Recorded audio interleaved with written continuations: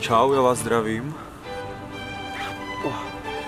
Takže je to taková moje první zkouška videa na zrcadlovce. Zrovna jsem v Olomouckém parku, kde jsem se učil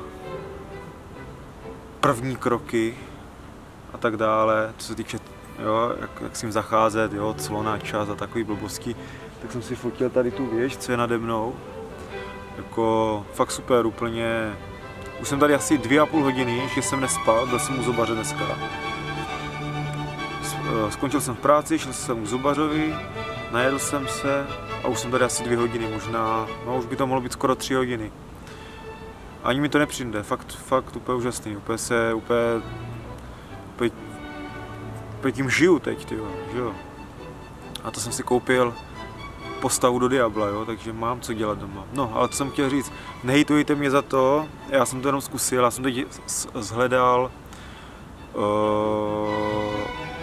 kde se natáčí video. Já jsem to nikde nemohl najít. Pak jsem zjistil, že je tam takový čudlíček, kterým otočíte na video. A já si říkal, proč je tam ta kamerka. Takže je tu pěkně. Tohle je taky zkouškový, abych se pak podíval, jak to vypadá. Ještě ani nevím, jestli to mám do Full HDčka. Vůbec nic jsem nenastavil, jenom jsem tím přepl a dal jsem jako start. Napsal, takže jako vůbec nic nevím. Ale budu to dávat určitě na YouTube. Já vím, je to sračka, ale to je jedno. Takže mír s váma. Masa ulety.